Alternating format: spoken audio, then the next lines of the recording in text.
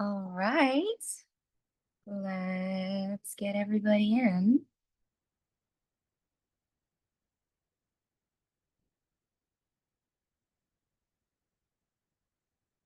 Okay, let's go live on Instagram as well. Ba-ba-ba. Yes. Okay.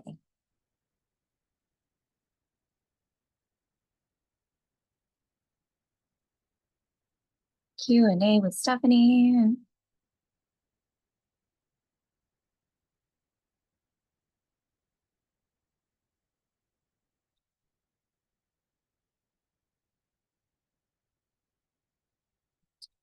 Okay, let me see here. Make sure this is doing what it needs to be doing. Thanks for your patience, everybody.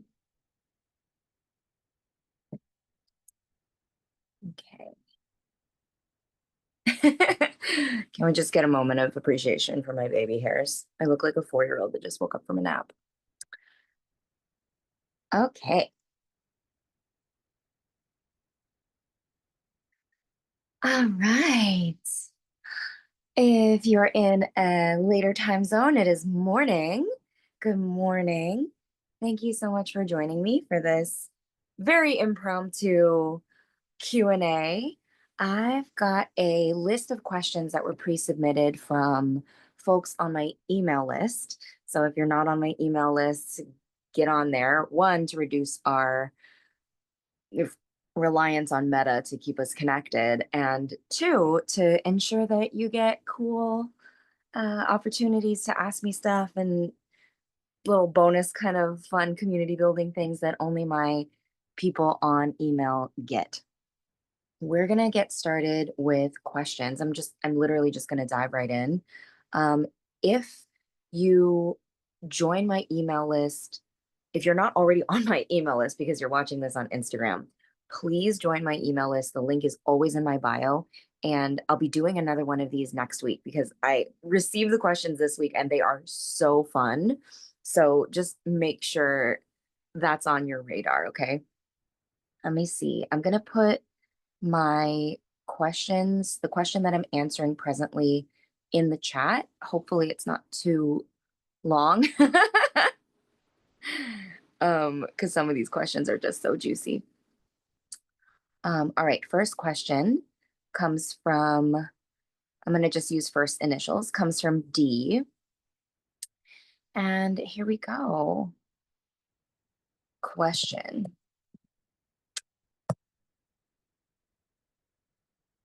I'm so scared and embarrassed to ask this question because yes, I am one of the people in this scenario, but I'm one of many. Here goes nothing.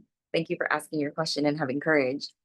Do you think there are people on this planet who don't have degrees, certificates, and credentials to their name, whose medicine and life experience and healing journey is enough for them to put themselves out there to possibly help others?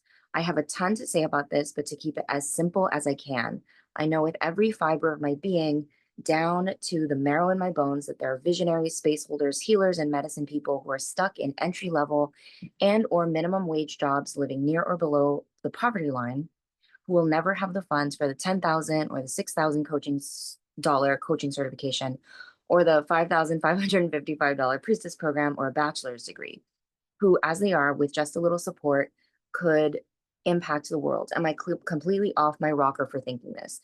It's been on my mind for several years now. Would love to hear your take on this. Not sure this is an on-topic question. Ask. I thought I'd take a chance. Thank you so much, Stephanie. This is very on topic. This is so on topic. Oh my gosh. And let's just do some housekeeping before we get started. So to ask a question, please put the letter Q in on Zoom. Put the letter Q in front of your question and type your question into the chat. If you're on Instagram Live, unfortunately, I do not guarantee that I will be able to answer your question. I've got two screens going here. So if you're on Zoom, awesome. That means you're on my email list. And that means you can submit a question in the chat box. I will prioritize these questions first. If you are on, I'm just looking at my other screen now, on Instagram Live, and you're joining me here, I know these are such great questions. I will get to your questions if I can. I just have to do a lot more scrolling to get there. So bear with me, and I promise to answer all of the pre-asked questions. These are questions that were sent to me via DM or email first, and I will stay on until all of them are answered, and there's quite a few. And with the remaining time, I will answer questions in the Zoom chat because these are my OGs, these are my email subscribers. You know who you are. You get my emails. Hey, you probably replied to these emails. And if you're on Instagram, incentive to join my email list, which is linked in my bio. Okay, so just to recap this question that I'm covering first, don't forget to put a Q in front of your question if you're in my Zoom chat, and I'll scroll back to the top and answer them as much as, if at all I can. To recap this current question though, do you think there are people on this planet who don't have degrees, certificates, etc., whose medicine and life experience and healing journey is enough for them to put themselves out there to help others? This is a yes or no question, and the answer from my heart, unequivocally, yes. The priority that we may place, we as in human beings living in Western society, may place on degrees and certifications is a byproduct of white supremacy.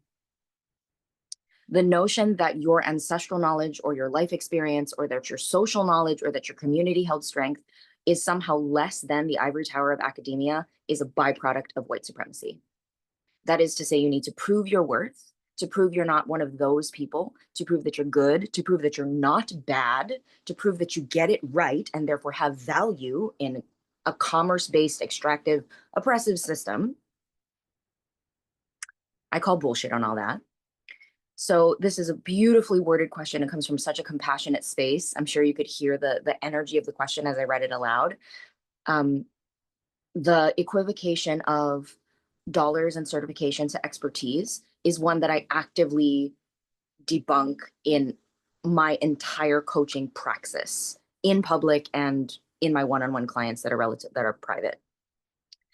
How do I do this? You have no idea what certifications I have unless you Googled me. And even then, I haven't talked about them in many public places, and I haven't published my resume. So if you find one, good job. You're a Google wizard.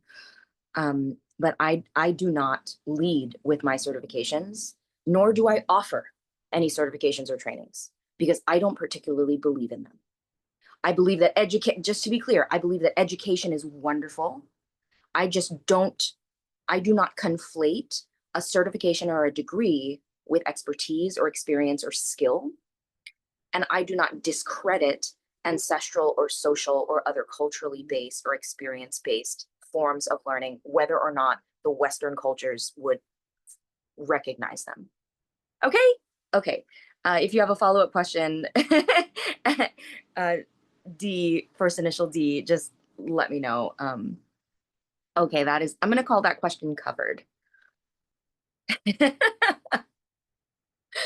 Starting off with bangers right at the top, y'all. I am like 5 minutes into this AMA, and we were talking about how to dismantle white supremacy. So happy you're all with me. Amazing. Next question comes from B. Let me see here. Let me put this into the chatty chat. Yep. All right.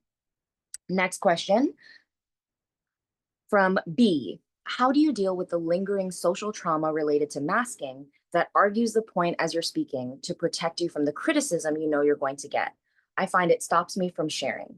Related to this is that I often get drowned in decision fatigue / executive functioning challenges trying to decide if it feels okay / in alignment to share something.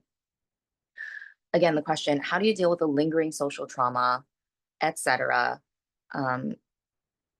protect from the criticism you know you're going to get? I have a two-part answer. And one of them is external and one of them is internal. So the external answer. When I am beginning to speak on a topic that feels tender,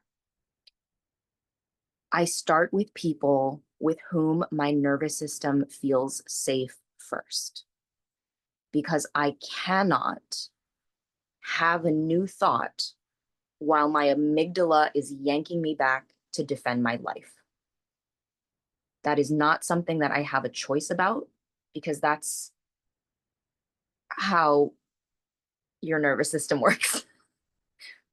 In the same way that it's um, not not to go too far down the neurology route, because I am not a neurologist and I don't, that is not my study and my expertise.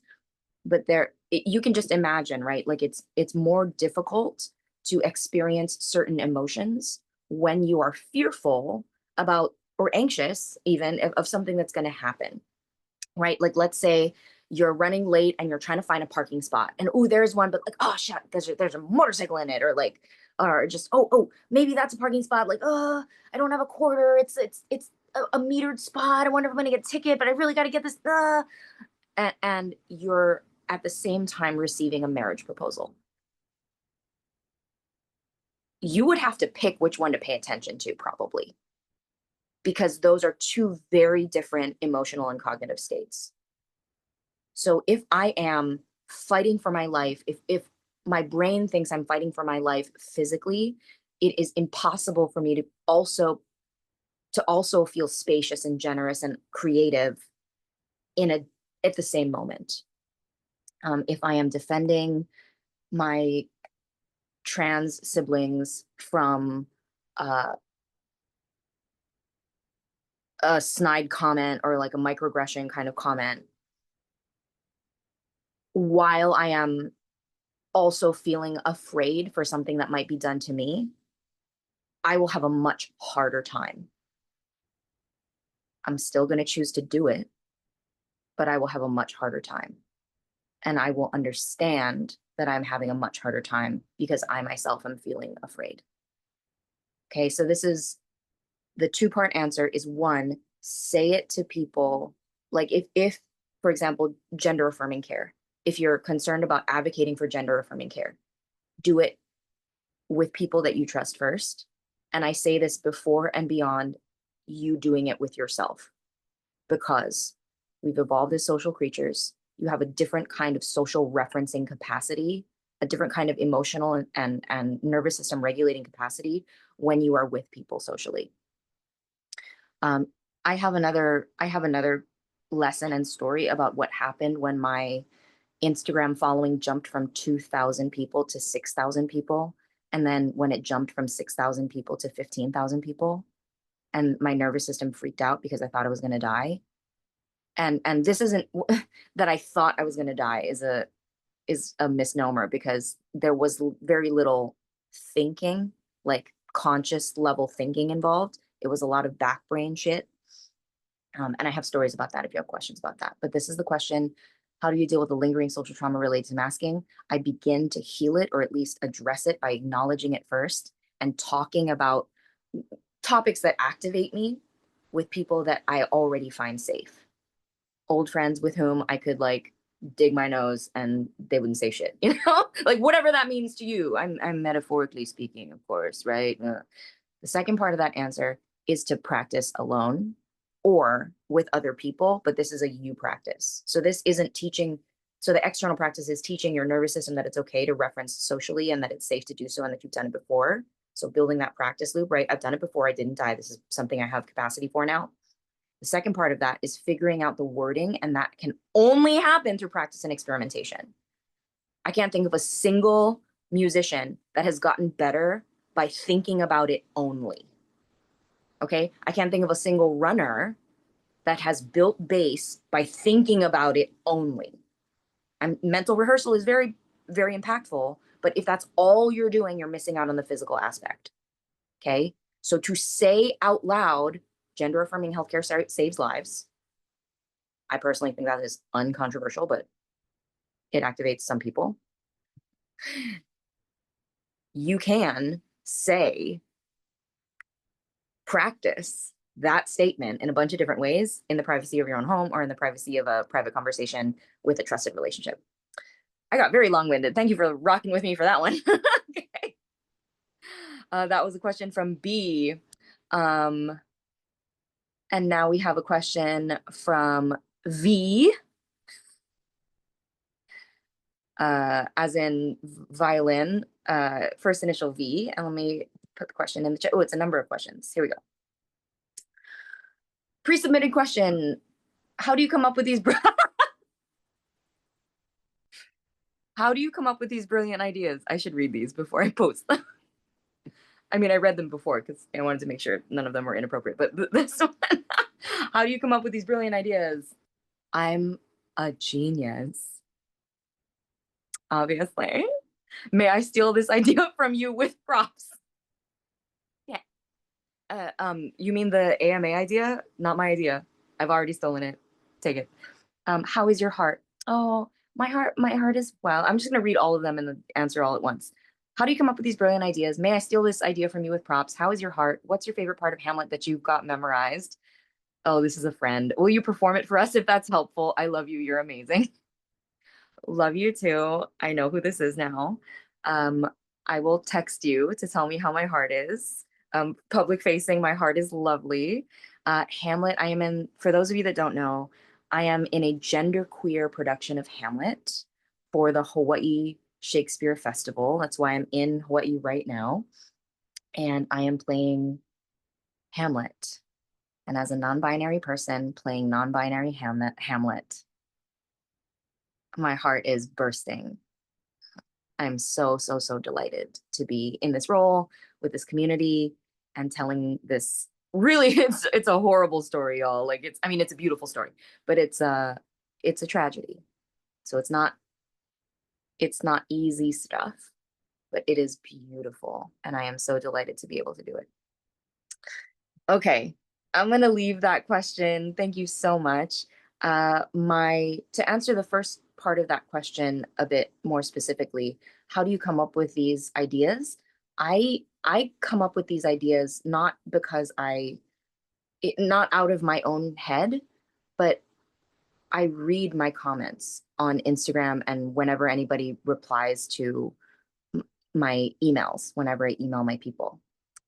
Here's the thing. Listening is the most important part of my public speaking practice. So when I'm delivering a training for an ERG for a corporation, or when I'm teaching a workshop or an AMA like this one, this is my first AMA. Mama's first AMA. There's a quality of listening that is not just for the questions that are being asked, but for the underlying subtext or context of the question being asked. So sometimes a question about, say, masking or white supremacy is a question about internal worthiness as much as it is about external white supremacy. So I'm listening for the ways that the questions have been internalized in terms of in forms of identity, and that helps me shape what to offer my people. As a pedagogical sidebar, the thing that I find so magical about AMAs like this one is that you, the viewer, the audience member, the participant, have more agency than in a workshop that seems to come solely from my own brain. It is participatory, it is call and response, and in that way, it more closely resembles the Indigenous wisdom circles that I have been very blessed to participate in for the last many years. So while circle practice is really challenging, like a truly horizontally organized dialogue is really challenging in larger online spaces such as this one, the AMA format, thank you Reddit, gives us this opportunity to practice a kind of collective call and response where it's not me telling you what you should learn, it's you asking me for support in what you should learn because you determine that yourself. So anyhow, that's the philosophy behind what we're doing here, which seems really informal, but has the roots that I mentioned. Okay. This question has a lot of context. Rock with me. This comes from initial Y. This question submitted via email from Y. I just spent a week with my mom. She's a sweetie, 81 years old. I noticed that she has a kind of social habit of launching into Grandma Laurie stories. She is Grandma Laurie, where she is the star of the show. We were in a group situation where it was very supportive, creative women, and they all found her delightful. Oh, we love Grandma Laurie. I would ask her questions like, are you curious about others? What new thing did you learn about anyone in the art studio today? And she would get a bit defensive. As we've been home from the trip for about 5 days, I've been thinking about this. I think that for her, possibly in new situations, possibly if she doesn't know what to say to others, telling her tried and true Grandma Laurie stories are like wearing a comfortable sweater. I'm not sure if this is in your wheelhouse, but my question is, how do we create authentic interactions by sharing our true voice and or being curious about someone else's authentic voice? As a Japanese American woman growing up in Hawaii, there can be the lingering cultural taboo of feeling like we have to be pleasant and perhaps not really showing who you are, not knowing how to create space for someone else to show us who they are. What a beautiful question. Thank you, Why. I'm just sitting with that for a moment because haven't we all been the person or been sitting with the person who is telling the same stories? Ooh, this is like getting me. Who is telling the same stories over and over because because they seem to be grasping for the comfort of familiarity that is not readily apparent in the current situation. I do that. I catch myself doing that, especially when I'm home in Hawaii, telling the same stories. Um, so here's the thing about memory. Memory is collective. Western culture would have you believe that memory is individual, that you have memories and that you can remember things differently.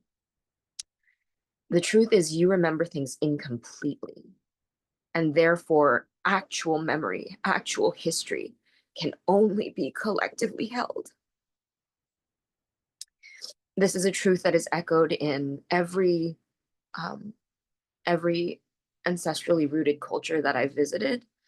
So, sitting at the feet of my teachers in India, my teachers in Hawaii, my teachers in Japan, my Black American teachers, my Taino, my Puerto Rican teacher, there are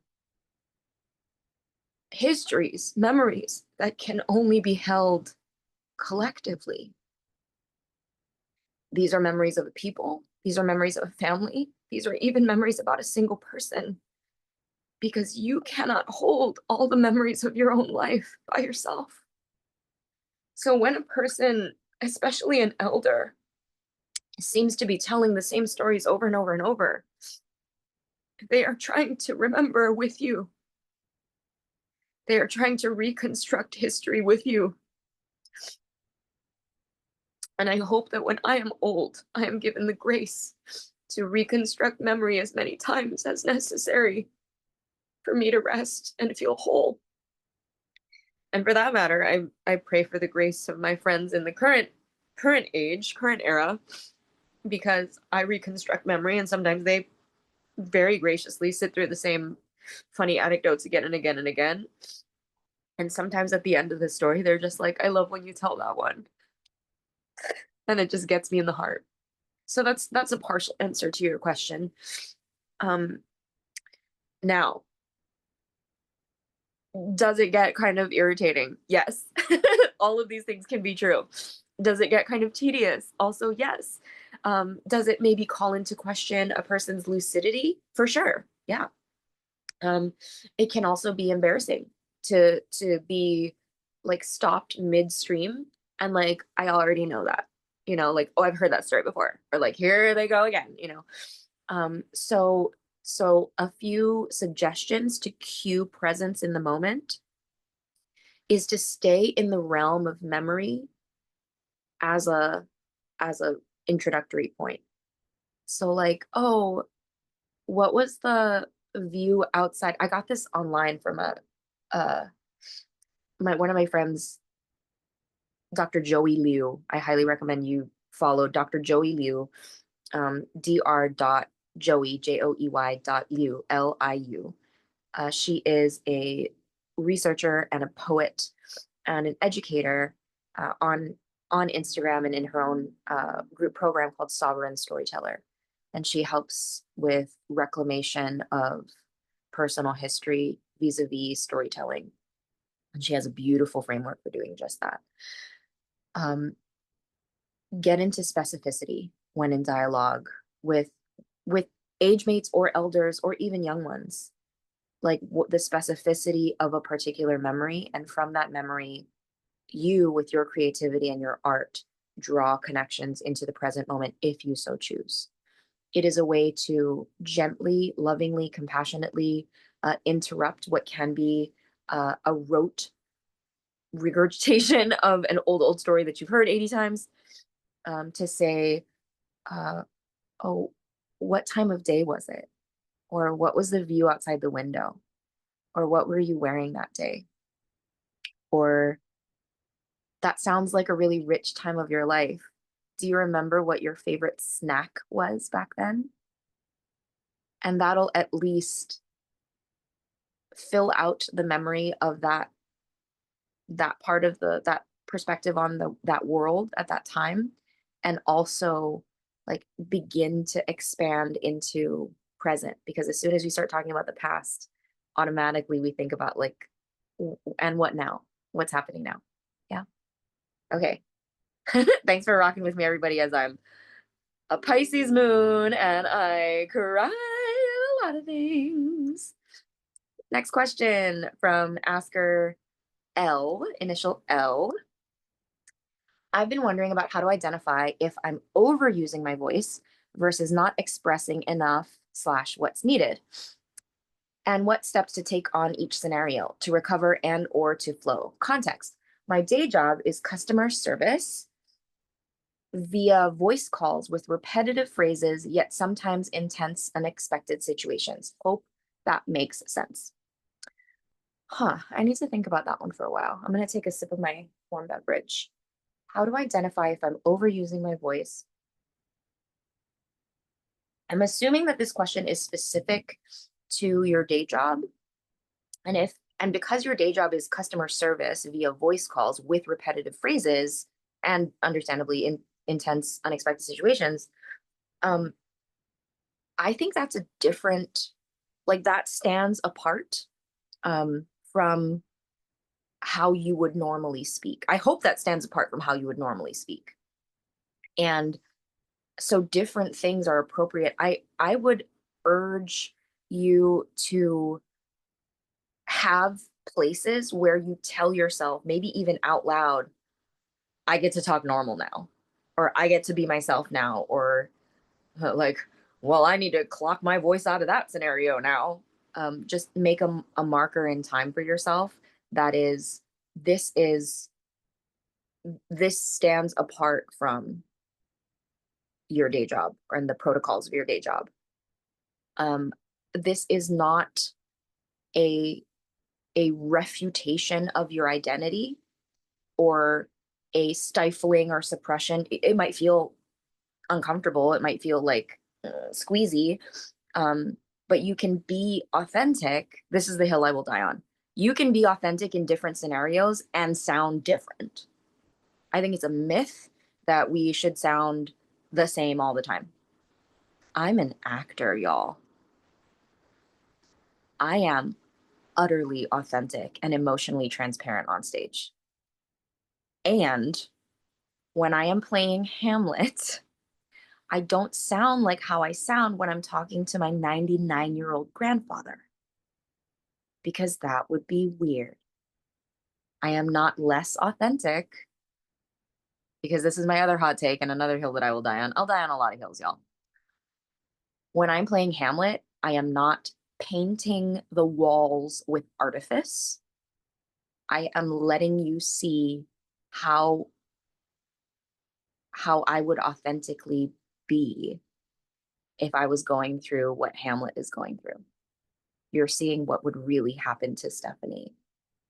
And that is why acting is a high risk job, is because telling the truth, the emotional truth in public, is risky. And if you don't believe me, think of any time that you felt choked up and afraid to speak up. Telling the emotional truth in public is risky. Okay, so to be authentic in a customer service voice call situation, especially to uphold the protocols set in place by your organization or your workplace, means that the people on the voice calls will receive a narrower expression of the fullness of your being. That's important because they're not your besties. They're sometimes in intense, unexpected situations with you. So um, it's not about identifying if you're overusing versus not expressing enough, as your question states. I would ask yourself, uh, are you doing the appropriate things for yourself in terms of before, during, and after care? Example, after I talk to my 99-year-old grandfather, I like to call somebody on the phone and talk very fast because I won't speak fast with my 99-year-old grandfather. And my uh, most common speaking cadence is at a pretty quick clip. I am not speaking less authentically when I decide to slow down because I love my grandfather and want him to understand me. I am simply narrowing my vocal expression to befit the setting. Okay. So it's not a violation of your authenticity. It is your creative constraint to befit the setting. Please do not end up on the slippery slope of conformity or assimilation and call that creative constraint. I'm just going to leave that there. Those are different, and you're smart and talented and aware. Okay.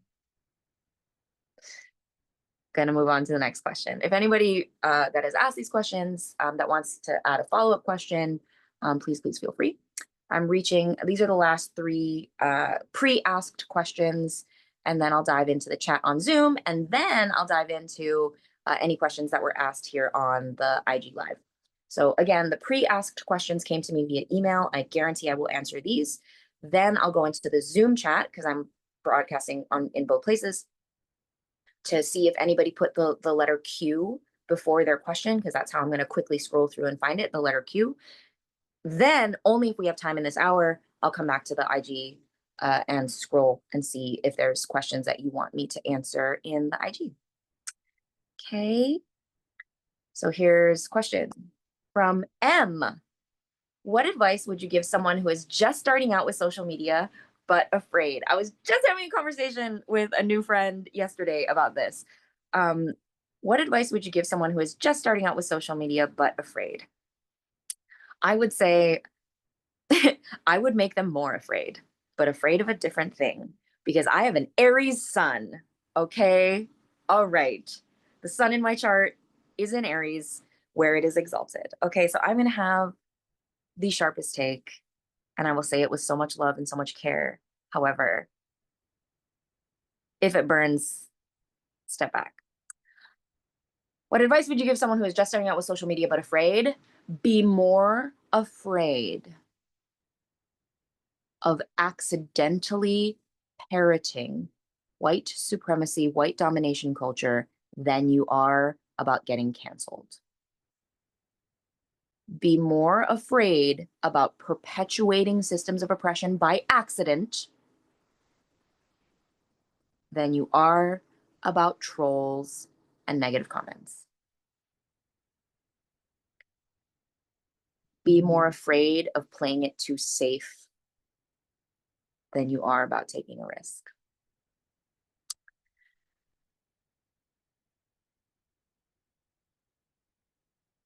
I'm going to say something really potentially, well, whatever. You all rock with me super hard, right? I see large creators on multiple platforms, so Instagram, TikTok, YouTube Shorts, all the things, that are saying the same shit over and over. I will not name names because I don't do that unless you come for me directly. There is a regurgitation of the same talking points over and over and over. And if you don't develop a strong point of view, you will sound like them. I would be more afraid of that than about putting yourself out there in a strong way. I would be more afraid of lending your voice to oppression by accident than I would about anything else. Literally anything else. This is something to do with relative safety. So when I know I'm going to post something kind of incendiary, and that's relative to your content, right? Like for you, that might be, I have a business, I'm teaching a workshop, please sign up. Because culturally, asking for money or doing something independently is like really treading a line, right? Like, oh, you think you're this and that, or like you should do this for love, not money, and whatever. Like like these thoughts, right? These subconscious thoughts arise into consciousness when I question, like when I'm working with my one-on-one clients, and I'm like, why are you afraid of that? And they're like, oh, well, I just feel so uncomfortable because I don't want to, make people pay for something that I should love. And then we kind of like both stare at each other like, well, the quiet part just got said out loud. So like, what are you afraid of is the question. And then being in a place for your nervous system to go, oh, actually, that's okay. So back to the story I was talking about when my follower count, my audience count on Instagram jumped from 2,000 to 6,000 and then from 6,000 to 15,000, which by the way, was not even a year and a half ago. That was recent. And I was just being an entrepreneur with 6,000 followers or 2,000 followers for like 10 years. That was rough. And then 2 years ago or a year and a half ago, it was like, oh, hello, here we are now. Overnight, that happened overnight. I got 4,000 followers overnight. And I would like to think I was ready for it. And I was ready for it in all the ways that cognition led me to. But my body was like, a lot of people are looking at me. I must be in danger because when a lot of eyeballs are staring at you, this is some amygdala response shit. If all the eyeballs are staring at you, you have two options. One, you are the enemy and you're about to die, right? Everybody in the group is staring at you. You're the intruder. You are a threat. You need to die or leave. Number two, you are prey. All the eyeballs in the group are staring at you because they're hungry and you're about to die because they're going to kill and eat you. All right. Does that make sense logically? No, because you're in a meeting. You could have called the meeting. You're there on purpose. Everybody's singing you happy birthday. Like everybody's looking at you for a good ass reason. But if you are startled into this response, this is something really important that our ape ancestors evolved for really important reasons. You've got those two options available to you. If you know that that's going to happen, you have a secret third option available to you, and that is you are a leader, you are a storyteller, you are an actor, you are a wise one, you are an elder, and everybody's turning their attention to you because you're engaging on purpose in that way. So when I felt 4,000 more eyeballs looking at me in a matter of hours, that felt like the group turning. Notice the preposition change here, the vocabulary change here. I felt eyes turning on me. I felt eyes turning to me. You feel that linguistic difference? It's so small. If you don't catch it, if your brain doesn't catch it, that makes a lot of sense, right? Because it's such a small thing to notice. So when the eyeballs turn me, I immediately went to a friend's house and we ordered a pizza and we just shot the shit for like 45 minutes. And I didn't tell him, this is my dog's mother's person. So I went to my buddy George's house. Toaster's mom's name is Darby. I went to Darby and George's house and we just shot the shit and ate pizza. And I didn't tell him what was going on until after. And I said, thank you. I really needed to regulate because I felt like I was going to evaporate or, I thought people were going to hate me or whatever. And he was just like, oh, well, didn't you do that on purpose? And I was like, yeah, but I really needed to like ground and feel comfortable. And he was just like, oh, yeah, well, welcome home. Oh, the way that I cried. Welcome home, he said. Okay. I hope that's helpful. That is one, afraid of what? Like when you feel afraid to post on social media, afraid of what? If you're afraid of being canceled, if you're afraid of being trolled, if you're afraid of being called out by your own community, if you're afraid that somebody from high school is going to judge you harshly, if you're afraid this, that, or the other thing, get specific about what you're afraid of. Get real specific about what you're afraid of. because afraid to post is like saying, I don't do exercise. And like, okay, fine, you could just drop it. Or you could say like, oh, but do you want to go for a walk? Oh, but do you want to like throw a ball around? Like, oh, do you want to like play tag? Like, I don't know. Like, oh yeah, I'll play tag, but like I don't want to exercise. Like, okay. Like, oh, I don't want to post, but like I want to ask a survey on my IG stories. Like, okay. Like what is the fear? Get specific about the fear. I also think about like I imagine that a child is asking me the question, like my own question. And if a kid was coming up to me and they were like, Auntie, Auntie, Auntie, what? What?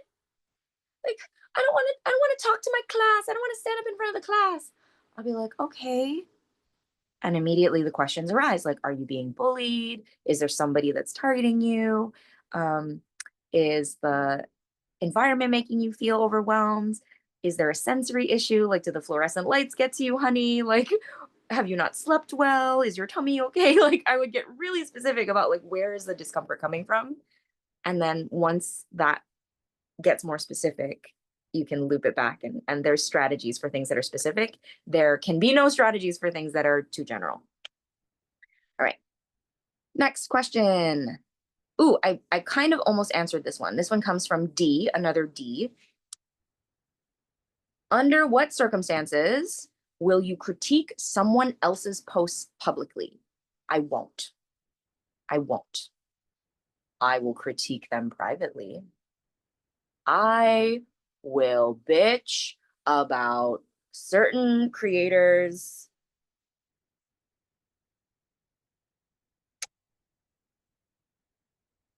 White academic assimilation posts privately. I will complain. I will debunk. I will vent about other public speaking coaches' content in private.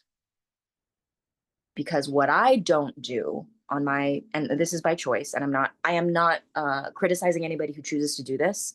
I am making a personal choice of where I'm going to put my energy and where my strengths are. I am going to use the topics that seem to be hitting, like use this hand gesture to communicate authority, right? Use this hand gesture to get people's attention. Like, I don't do that because I think that's coercive and turns people into meat puppets. Also, if we all start doing it, it loses meaning, because that's how language works. I won't criticize someone else's posts in public. Sometimes even if they name check me directly, because that in the attention economy, in the interest media economy, what I give attention to, what I give my video creation time to, what I give my viewers watch time to is currency. And I will not give currency to people's ideas that I do not want spread, even if it's my own refutation of said idea. I would rather present my own idea and let my smart, observant, well-researched people put it together if they so choose. Also, criticizing people's posts publicly sort of starts a conversation inside my content that I don't want to continue. My closest friends will tell you that I get really irritated when people just want to complain. And I will change the subject very, very quickly by saying something very Aries, which is, so what are you doing about that? And sometimes my friends are just like, oh, okay, we'll stop venting. Or I'll say, if you're venting, I will just let you vent. But when you're ready to talk about what you're going to do about that, I'm so here for that. Okay. There are other people, there are other people that will um, make their accounts about criticism of others' posts or specifically about other people's comments. And there are two creators in particular that I think do this very, very well. One of them is Rachel Cargle of The Great Unlearn and Elizabeth of Akron. Rachel Cargle, if you don't, amazing Black woman educator in New York City.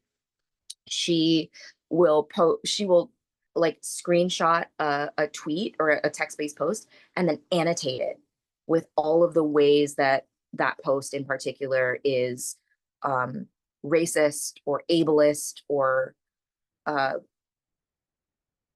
classist. She'll just take it down like point by point, and it is brilliant. That's not what I do. I love when she does it. So there are ways for this to be really beautiful. Alok, Alok is a poet. When they have troll comments under their posts, they will screenshot not just the comment, but also their response. And their response is, oh, all the ones that they have posted are a loving, like kind of a takedown, but in a very compassionate, spacious way of their troll comments. So from, again, this question from D, under what circumstances will you critique someone else's post publicly? I won't, but others do. All right, last question from the Zoom. Thanks for rocking with me all. Let me paste it so that I can read it off of here. Yep, there we go. I feel like when I'm code switching to be professional in my job Zoom meetings, it's so sanitized. When really my gut private safe space voice would say things like, oh, bullshit. Oh, really? Be snarky, make a joke, etc., because then opens my heart and comfort level, and that gets me rolling to say what my real opinion is. So I don't do that. I be quiet, filter, soften everything, my volume, my face, and then I realize I'm also softening my beliefs in addition to softening my words. Then I feel frustrated because I didn't really say what I wanted to. Thoughts, all caps thoughts. I would respond. So this question is from C, first initial C. My first instinct, because I also know this person, is that it really depends on what the consequences of your speaking differently in this setting are. For example, this goes back to an answer from two previous answers from earlier questions. If a part of your brain thinks that you're fighting for your life, you will have less creativity available to you. And if you have learned through your history that silence or censorship equals more safety, you will choose that strategy every time, especially when you're tired or otherwise stressed. This is not a bad thing. This is how you have survived. And I would like you to continue to do so. Survival is not growth. I would actually say that survival is antithetical to growth. However, we don't always have the option to grow. And I'm going to take a step back and say that, okay, this is, all right, here we are. There is a myth of some idealized, authentic vocal expression or speaking expression that exists ever. You will never sound fully and authentically freely yourself, by yourself, in a field of daisies on a warm, sunny day. Because memory is collectively created. And I'm going to start crying, and maybe you will too. The way to feel fully and authentically, vocally and speaking expressed, while also appreciating the fullness of memory, which is collectively held. That is, it takes people, not just one individual person, to hold history and to hold memory, is if we are all liberated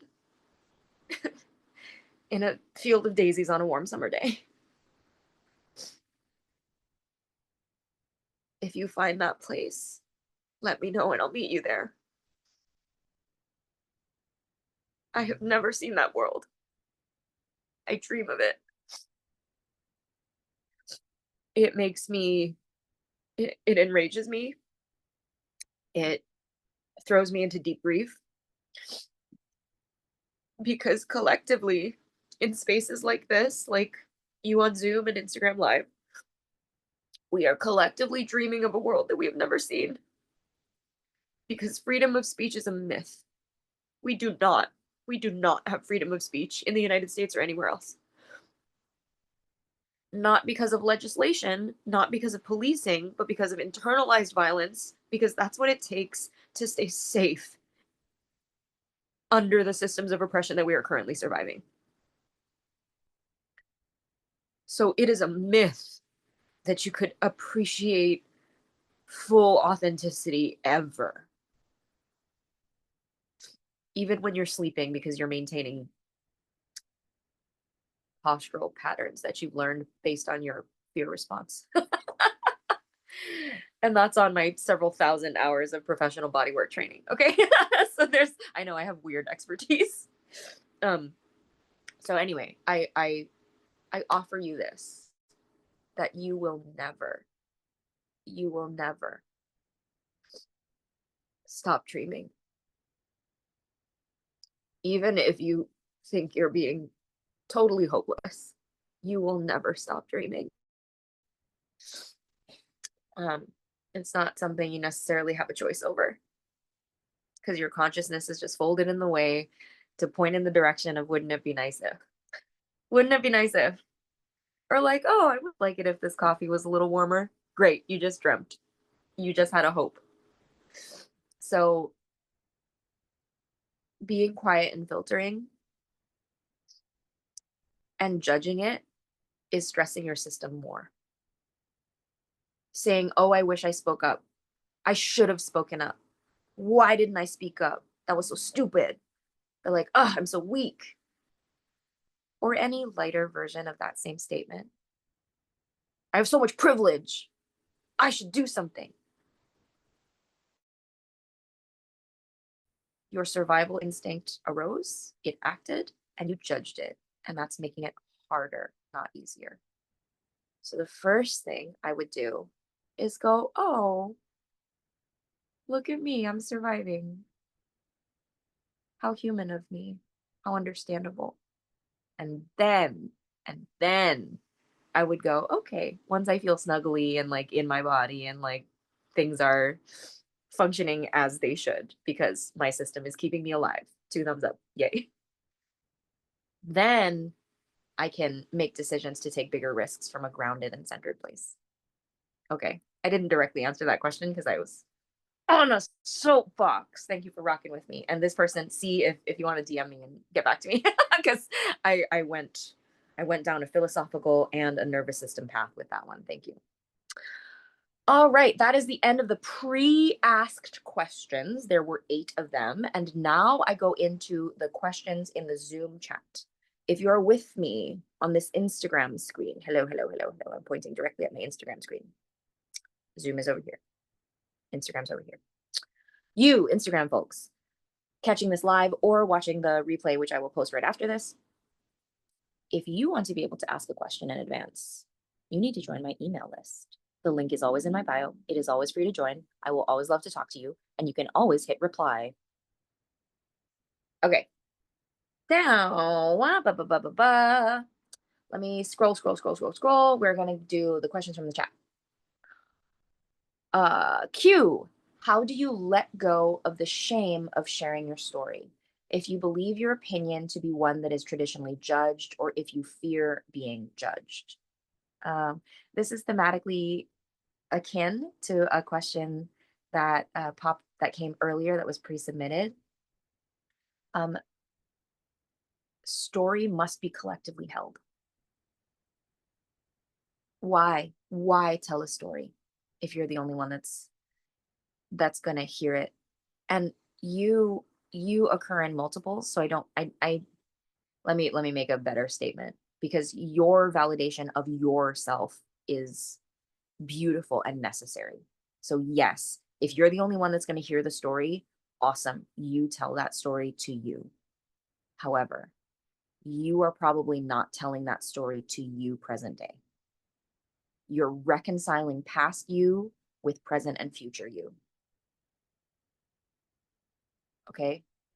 So even there is speaker, there is storyteller, and there is recipient, there is audience.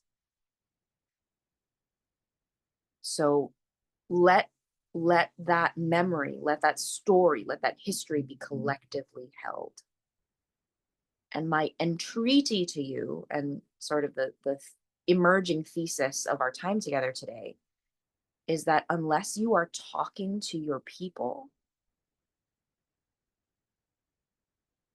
you are less oriented and less resourced than you could be. A lot less oriented and resourced as you could be. And that can start with just showing up in a really wholesome comment section. I have a really wholesome comment section. Okay, so you can leave me a heart if you don't know what to say. You can leave me an emoji if you don't know what to say, and I will start a conversation with you. Just in the comments. Don't don't slide into my DMs. My DMs are a dumpster fire unless I've already been DMing with you. You can reply to one of my stories, right? You can get on my email list and reply.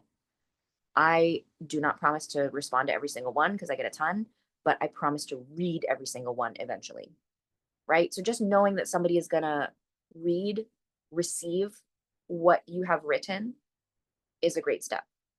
Another potential step for you is to uh, talk out loud to a voice recorder, listen back.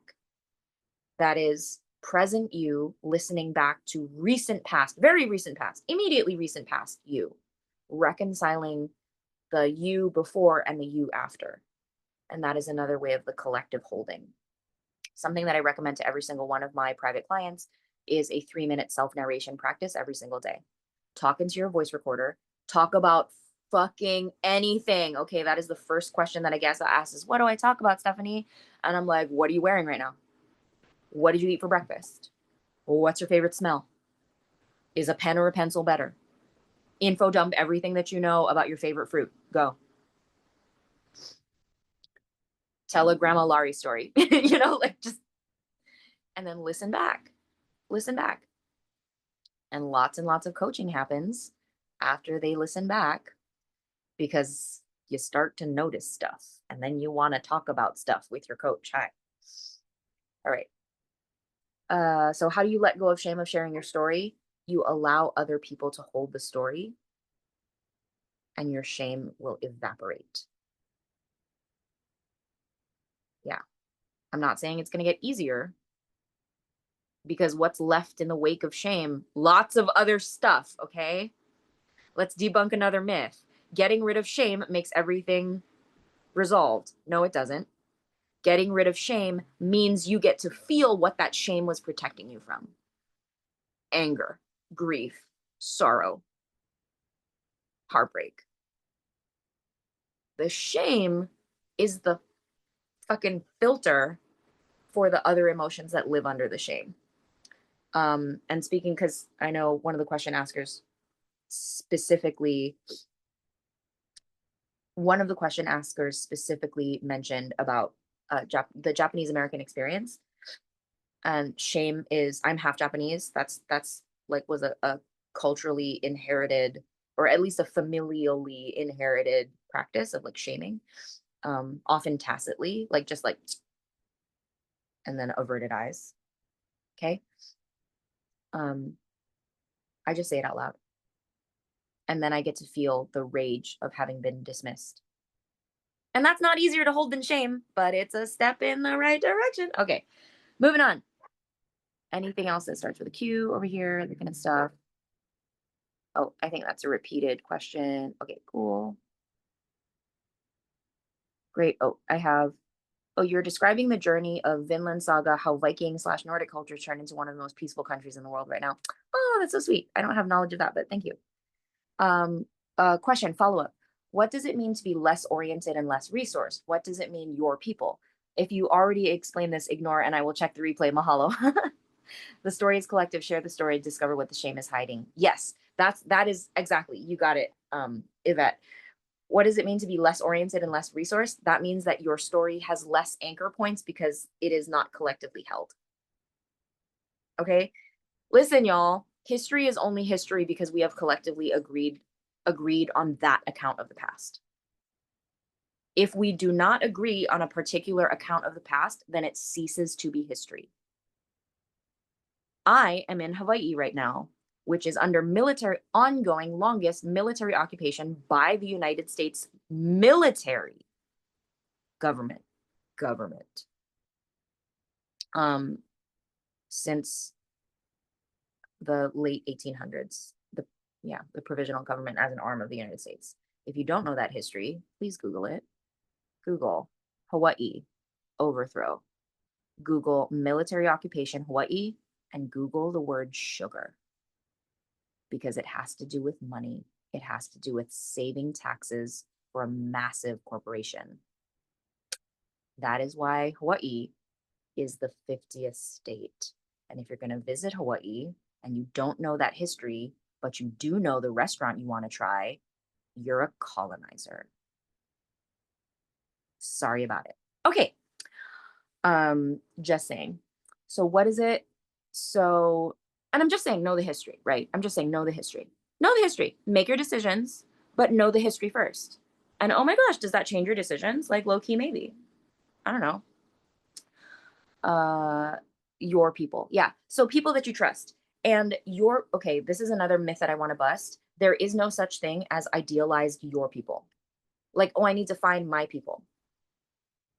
I have disagreements with my besties. I have conflict with my besties, with the people that I know and love and trust as much as my own life in this world. Okay. And we have conflict. They're not always my people. I can't talk to every single person about every single thing that I want to talk about. So your people for a particular story might not be your people for another story. And only you can know and feel that. The only person that hears everything, the only entity that hears everything that I want to share is my dog, and his ability to coach and relate to me is limited. Not only because he is a dog, because he is very loving, but not super smart. Okay. Toaster slander. I'm sorry. Q.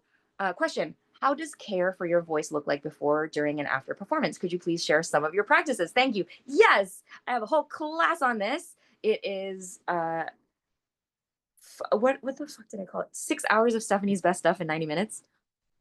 It is a ride. It is available if you look in the link in my bio on Instagram. It is all of Stephanie's or all my 2024 workshops. I think it's $25. Just go to the link in my bio, click the one that's like all my 2024 workshops, and then it'll take you to my coffee page. Find the one where I look maximally unhinged. I think it's 3 photos of me just doing this. Okay. and it's called 6 hours of Stephanie's best stuff in 90 minutes. And I do all of the practices in there. I will also post some specific voice care stuff. However, I don't want to give you them now. I don't want to take time to give you them now because there are so many creators on YouTube and on Instagram that specifically do voice warm up, cool down, and care.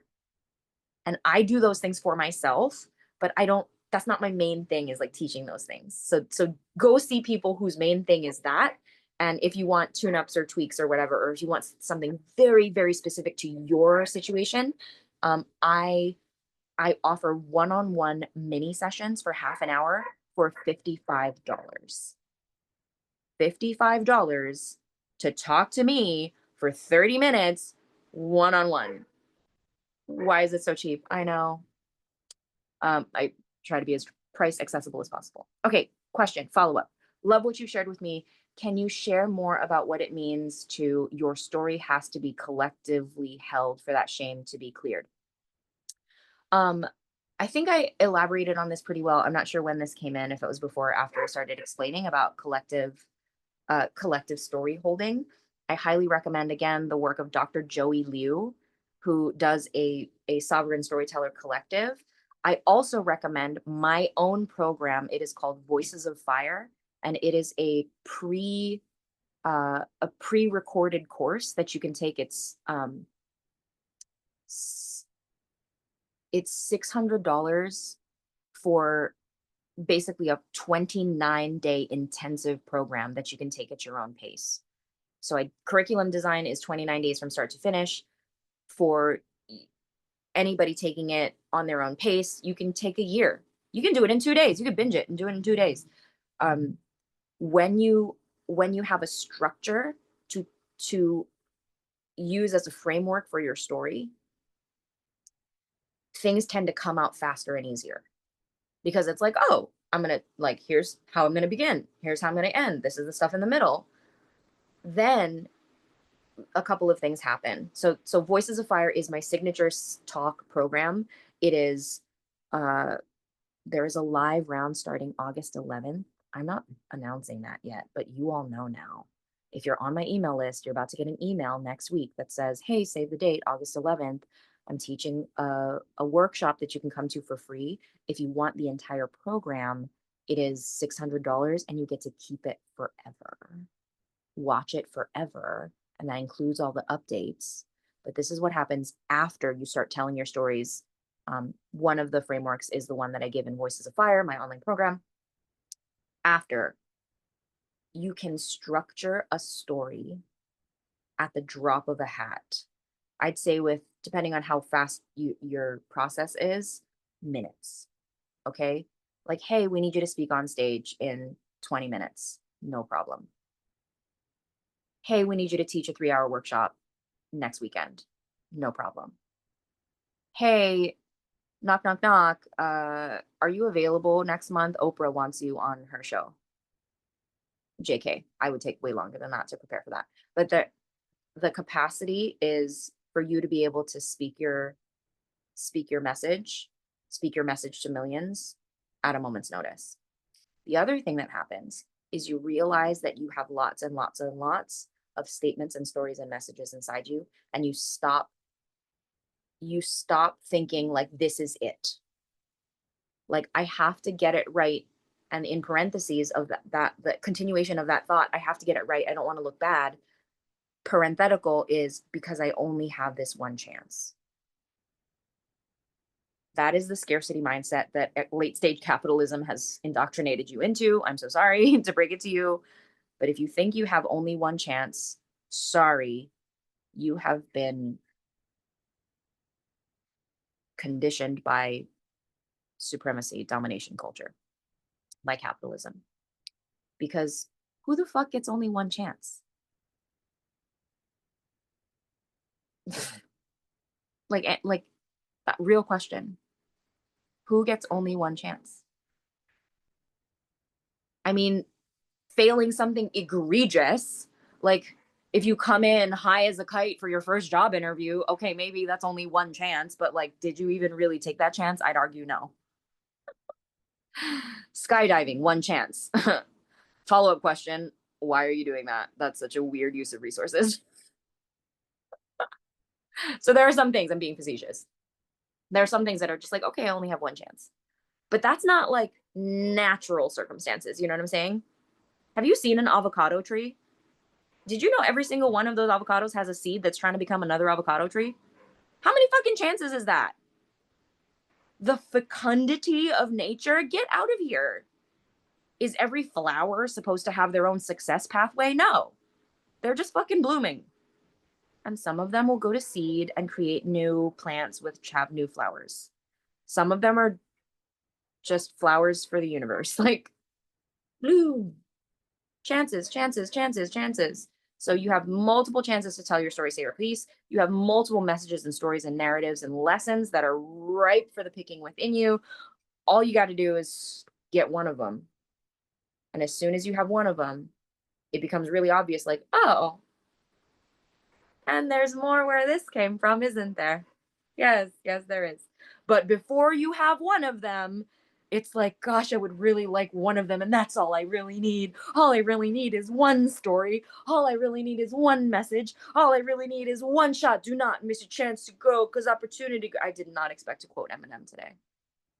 The coffee is kicking in, y'all. All right. We are 10 minutes past the hour. Thank you so much for rocking with me. I'm going to now look through those are all of the questions from the Zoom chat. I'm now going to quickly scroll through the Instagram chat to see if there's anything that starts with a Q in the Instagram chat. Uh, KJ says, what a great question.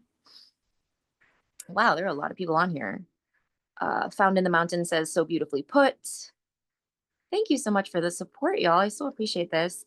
Sober CBD Mom says, in sobriety, I preach trusted action and the mindset will follow. Love that. Found in the Mountain says, amazing. Oh, shoot. I wish I knew when there were. Mooks Cooks. Mukta says, I feel like I need to write that down. Oh my gosh, so supportive. Thank you so, so much. Girl Power Science says, what's her account? I said it at the beginning. Go ahead and scroll back. Oh, yes. Thank you. Found in the Mountains, Rachel Cargill. And then the hearts. Thank you so much, supportive community. Awesome. Oh, wow. Yvette put in the Zoom chat all of the things that I mentioned. Okay, annotations. Yes, my friend. Okay, Chef Carla, 6 hours of Stephanie on repeat. Oh, I love you all so much. Okay, Chef Carla. Oh, all the emojis. Amazing. Found in the Mountains. I'm typing a Q. Fantastic. Please keep typing. And I'm going to read some of the takeaways from the Zoom chat. So this is another way to solidify your learning for today. In the chat, put the letter T as in takeaway, put the letter T and then type out one thing that you learned today. I'll read them all out loud. You can do that both on Zoom and on Instagram. And the reason why this is important for your brain is because this is the beginning of telling a story. This is the beginning of writing a talk. Is when you crystallize, when you set down for yourself, this is something that I'm taking away, you are much more likely to not only remember it, but to integrate it into your life where it can actually make a difference. So just the simple act, put a T in front of it so that I see it and read it out loud. Otherwise, I'll just assume that you're chatting with each other. Write a bullet point or a couple words or a whole sentence paragraph if you like. What are you taking away from this conversation today? You have asked me anything. You had cues. I made A, and let yourself now solidify that learning with your words. Okay. Yvette, I'll read yours when I'm doing the takeaways. Thank you so much for taking notes through this process. I appreciate you. All right, here is a question from Found in the Mountains. Question: how do you support others in getting out of a place of survival and doing their work, specifically with respect to people in our lives whose stuckness or survival mode is limiting our relationships' growth? Hi, Found in the Mountains. I don't exactly know that this is in my particular expertise because it sounds like you're talking about um like close relationship dynamics, and my work is specifically with public speaking, and even more specific, public speaking on social media or on interest media platforms such as Instagram, TikTok, keynote speeches, TED Talk, stuff like that. So I would direct that question to folks that specialize. Like if this is a couple situation, I would direct that question to folks that have couple communication or educational content. What I will say is that your clarity and your resourcing yourself from, I hesitate to say as many places as possible, because you know taking online courses and getting a bunch of people's opinions and having 5 coaches can be sort of a hoarding situation. So I hesitate to say as many as possible because, like, how many is as possible for you? That could be like 25. I don't know. But to I'm going to talk about myself for a second, and I promise I'll bring it back. Okay. My relationship got better when I started practicing guitar again. When I started practicing guitar and singing again, because I felt more creatively expressed. So I had a lot more spaciousness and like generative capacity inside myself. And I don't know that that's a direct correlation to what you're asking because you haven't asked specifically about partnership or relationship in that kind of like domestic or intimate way. But that just anecdata. So with a giant grain of salt, when I started writing poetry again, all of my friendships got better and my primary relationship got better. When I spent more time away from my family, my relationship with my family got better. So it's like my resourcing myself and receiving nourishment gave me a lot of clarity, and that clarity is tantamount to my own creative capacity in relationships with myself and with others. And the people that notice the most are the people that are the closest to me that get to interact with me the most. So for whatever that's worth, I hope that's helpful. Um, yes. Okay, let's look at some tea. Let's spill some tea. What are you taking away, y'all? Um,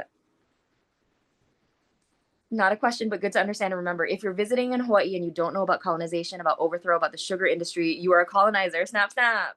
Yeah, you're kind of participating in the blueprint that the colonizers laid. So don't do that when possible. And the analogy I like to use is if you have the time to research a restaurant or an attraction, that an activity that you want to do in the place that you're visiting, then you also have time to research the first peoples of that land, because that's how the internet works. Okay. Um, Other takeaways: Dr. Joey Liu and her work, Voices of Fire, that is my work. Uh, when you have a structure to use as a framework for your story, you can speak your message to millions at a moment's notice. You also realize that you have lots and lots and lots of statements and messages and narratives and stories inside of you. If you think you have only one chance, sorry, you have been conditioned by capitalism, by supremacy. Because who only gets one chance? Avocado tree. Having such a wonderful time this morning. Thank you, Yvette, who wrote this takeaway, and thank you everyone for rocking with me for this whole time. I love it.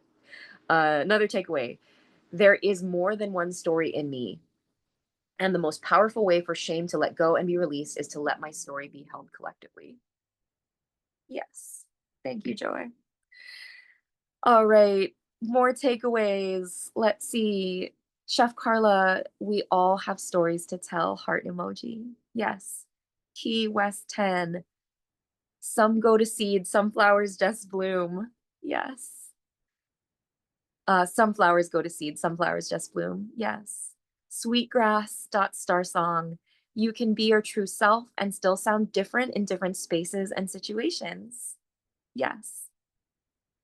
Found in the Mountains. Is this a follow up? I suppose I'm speaking more to holding space with those who might be early in their anti colonial journey. Oh, yeah. So this is a follow up from the question um, about people whose stuckness or survival mode is limiting the relationship's growth or the growth of the collective.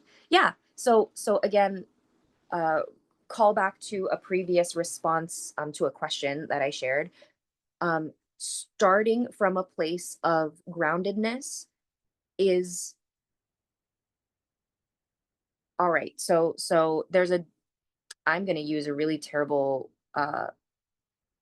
like physical injury it's not terrible, but a physical injury analogy. Um in the indigenous wisdom circles that I have had the great blessing of participating in for the last many years. Um, if you are emotionally or physically or otherwise spiritually injured, the f- the first thing that the circle will do is okay, if you're like bleeding out, the first thing we'll do is stop the bleeding. Duh.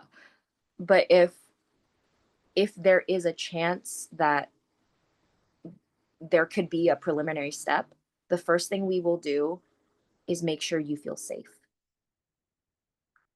So like we won't set the bone or we won't like ask what happened. We'll make sure you feel safe first. So with the injuries of supremacy culture, with the injuries of capitalism, with the injuries of like education and policing uh, suppression, the first thing to do in circle is to make sure your participants, your circle members feel safe. So I'm going to say something really pointed, and I don't mean you like you asking the question. I mean you like all of us.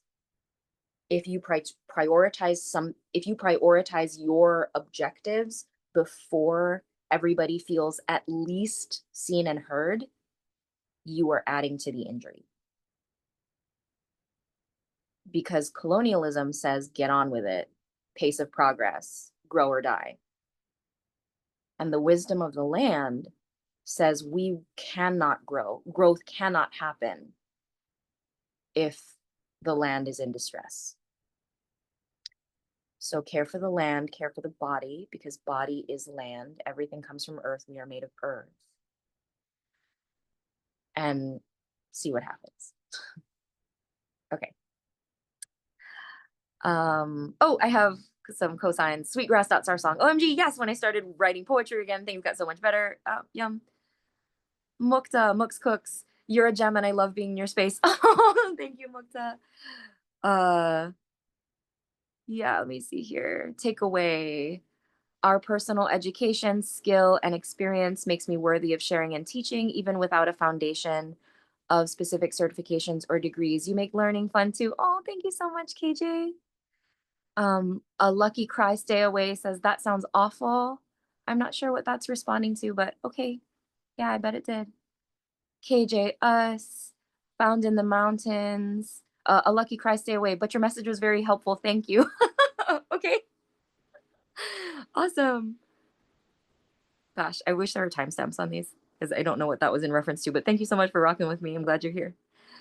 Found in the mountains, takeaway. I loved your comments on being afraid to post. Be more afraid of parroting / perpetuating white supremacy than you are being canceled. Yep. Yeah. And like, all sidebar on that. When you allow yourself to take a risk, you are also investing trust in yourself. That is like, I trust myself to repair. Because, like, with my dearest friends, I fuck up all the time. I fuck up all the time. I'm like, ooh, that came out really harsh. I'm so sorry. Please let me try to say that again. And my dearest friends will be like, yeah, thank you for acknowledging that. I'm just give me a minute. And we take a couple deep breaths and then I restate my very sharp statement or whatever it was. Like I am so happy to be wrong. Not happy. I am eventually happy to be wrong. There we go. That's a true statement. um and especially when it's pointed out, lovingly and ideally um close to the moment, right? So uh yeah, when you allow yourself to take a risk in public, you are also investing trust in yourself that you can say um wrong shit and then do the repair work necessary to make it right. Okay. Found in the mountains. I'm on the precipice of sharing being trans with fairly large online communities and need this energy right now. Come take your energy, my sibling. Love you so much. So glad you're here. Bless you. And that your identity and sharing in whatever community you want is always your decision. I support you. I support you. I support you. Okay. But I read your comment out loud because I'm assuming that you're okay with sharing that here because obviously you made that comment here. So yay. um a lucky cry stay away. I was responding to your message about perpetuating capitalism, tribalism, etc., but about care, you made a good point. Oh, thank you. Yeah. Amazing. Yay. All right. That is it for our questions on takeaways, both on Zoom and here on IG Live. I'm going to post this IG Live. I'll save it. It'll go on my grid for a minute, or for, I don't know. I'm probably not going to delete it. It's just going to stay there. But the much easier recording will be accessible. I'm going to send out the replay via email. So please, if you haven't already, get on my email list so that I can send out the replay of this entire Q&A. As you can tell, just based on the takeaways that we have solidified at the end of this session, the questions have been so beautiful. Y'all are not asking basic questions like, do you use notes? Y'all are asking disruptive, hopeful, visionary questions. I'm going to start crying again if I keep talking about how amazing these questions are. No question is a silly question. All of the questions I can feel, even the questions that are budding in your heart right now, are full of promise for a world that we have not yet seen. So thank you so much for holding this vision with me. Last comment on Zoom. Bring them tears of joy. Thank you for this beautiful experience. Thank you so much for being here. Thank you to my email subscribers and those of you present here on Zoom. a recording will be sent out in within 24 hours. And for you all on IG, I know the scrubbing on IG is like kind of weird. So please sign up for my email list and I'll make sure you get the much better recording over here within 24 hours. Okay? Love you so much. And now I'm going to awkwardly sign off the various screens. And so you're going to see me touching my screen. Yay. Play outro music for me in your head. Do do do do do do do do do do do do do do do do. Do do do do do do do do do do do do do do do do do. Okay, bye.